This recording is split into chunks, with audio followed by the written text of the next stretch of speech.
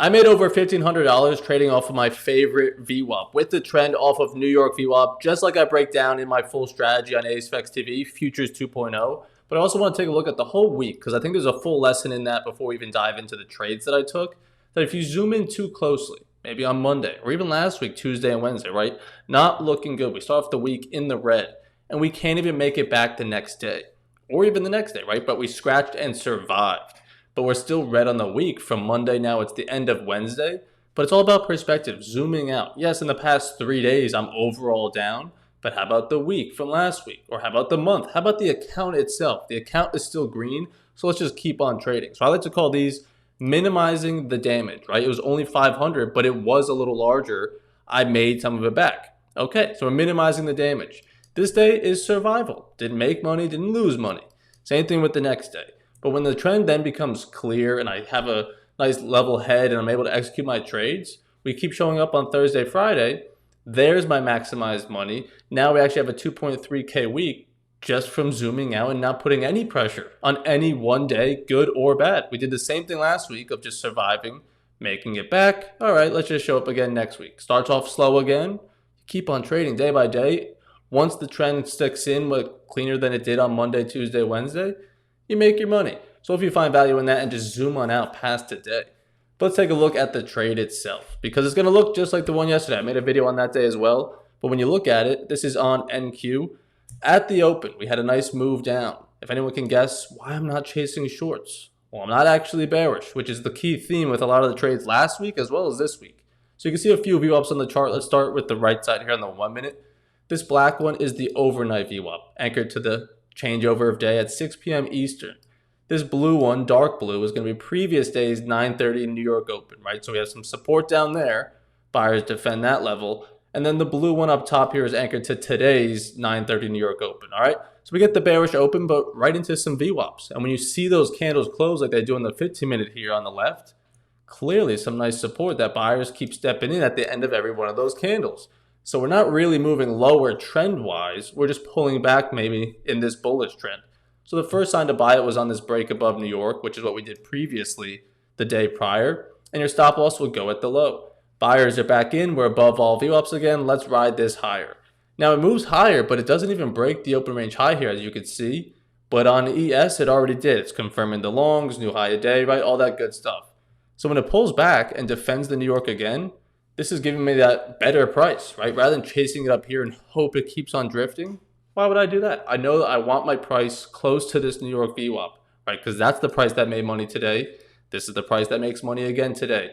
Rather than chasing it too high, just wait for the pullback. And we get that. Buyers defend it again, higher low. Let's go continue trend. And I get out on the first break of open range high, exactly like I teach in Futures 2.0. Now this was on Friday, right? Let's go to my DRC here on TradeZelle and you'll see Thursday, just the day prior, what did we do there? Longs looking pretty much the exact same. And I made a video on it of bearish at the open, but we're not actually bearish. We're just holding this as support at the overnight VWAP in black, right? Step in, buyer step into that New York break. I actually did take that yesterday, right? Just not today. But we get a new pop for a new high day out at the first break of open range high. All right, well, don't just chase it up here if you weren't long.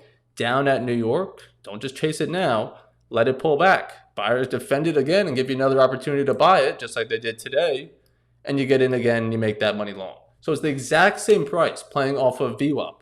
And at the same time, structure looks pretty identical above the overnight VWAP, previous days New York. So back-to-back days of cookie cutter trades where if I don't take these and they win, you have to ask yourself, why didn't I take that? What was I looking for, right? It's bullish on the 15-minute. It's above all VWAPs.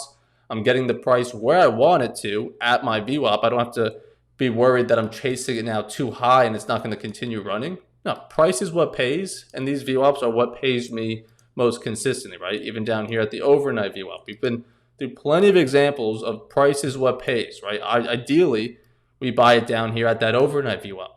But it's a little bit tricky because you are still below New York. So could it go higher? Of course. But you're just waiting for a little bit more confirmation. So just wait for that full break above New York. And you still have full VWAP alignment and still able to get a great price. Now let's go over to the charts here real quick, actually. And you'll see on the 1 minute, ES came right back down.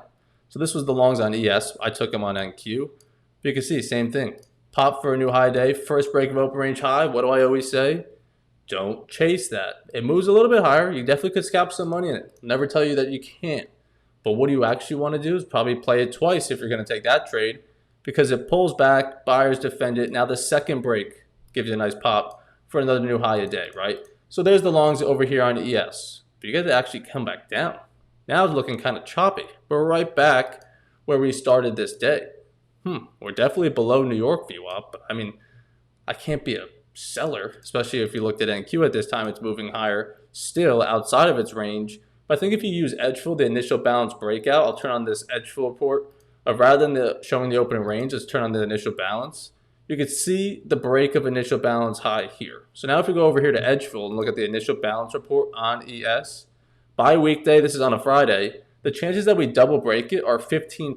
So 4 out of the last 26 Fridays have we broken both the top and the bottom of the initial balance. So I'm not really expecting for it to break also this bottom. It comes awfully close, but buyers defend it well and don't let the sellers make a new low a day because they probably don't want to. On Fridays or any day. But you can see specifically here on Fridays, probably not. So you don't maybe want to long it down here, right? But once you get the sign that buyers are in back above New York, trading away from that level, that could definitely be a viable long back in the direction of trend. So check that out. The link's always down below if you guys want to check out edge fill or any of those reports. But hopefully you guys made money, and hopefully the lesson at the beginning of the video also makes sense, right? Hopefully it makes sense.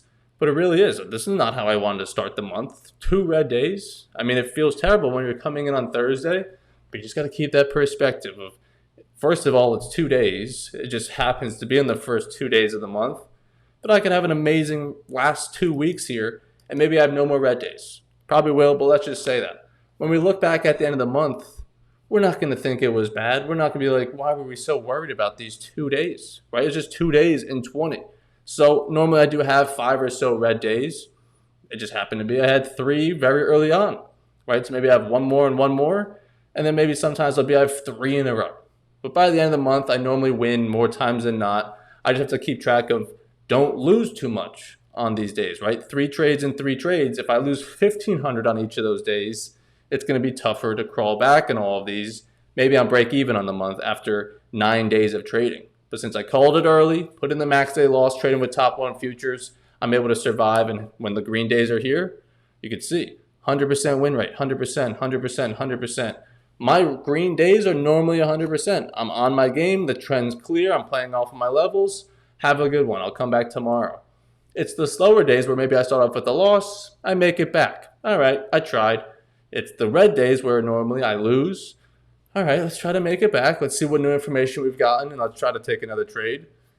Okay, that one lost too, really? All right, well, now we're 0 for 2 in the day.